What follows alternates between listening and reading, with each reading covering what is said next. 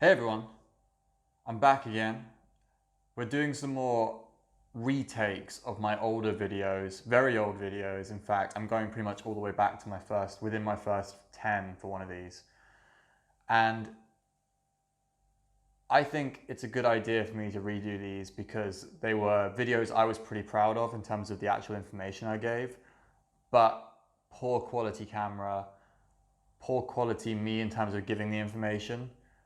And I just want a chance to redo some of them, and maybe I'll be able to delete the old ones because they're just like they're not a stain on my channel, but like I don't want my old quality of videos to be off-putting to the advice I give. So I'm gonna redo a couple of them. The first one is called "What to Do When Your Day Starts Badly."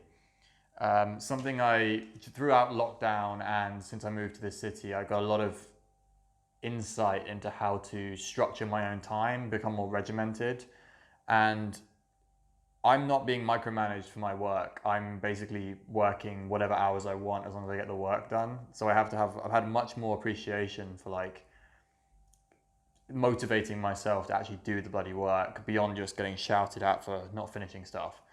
And one of the things I had to learn quickly was what to do when you don't feel like starting work, or what to do when you're in a really bad fucking mood that day and you're not getting started, you're failing to launch.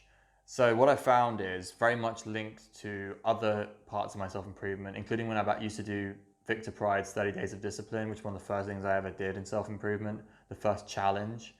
I found to-do lists to be one of the biggest anchors for my self-improvement that I've ever found. Like it's crazy how something so small and simple could be so groundbreaking for me personally. I want to see if more people, if they actually started writing down their to-do lists, they'd find themselves being a lot more productive.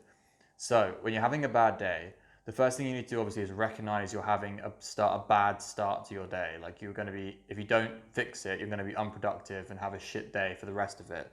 You can rescue it, recognize it's going badly to start with. Then you write a to-do list. You have to write a to-do list that is achievable for the rest of the day. And if you achieve it, it would equal a good day, a good productive day. We're not going for the best day. You're not trying to turn around a bad start into the best day you've ever had. You're just trying to make it an above average to good day if you've got everything completed on that list that you write. The stuff I would advise writing down this list are like little busy tasks, like things like if it's like your own personal life stuff, I would recommend things like paying bills, any like paperwork you have to do, any stuff, just personal admin stuff. Put all these little tiny tasks that I know you've been putting off, because I do it too. Put like 5 of those on this list. Even if you only complete those 5 things on that list, you'll have removed a load of stuff you're procrastinating about, loads of little busy tasks that because you have bigger things to do, you keep putting them to the side. What you'll find is once you start doing these little tasks, that bad energy you had, that feeling like didn't have much energy or that you were in a bad mood will start to dissipate as you like accomplish more and more things on the list, and eventually you pick up momentum and you can start aiming for like bigger things. Now some people say like start with the biggest, most difficult thing. I don't think that's a good idea when you've had a bad start to the day. I think that's for days that are like your normal days. You should be aiming to do the difficult stuff first.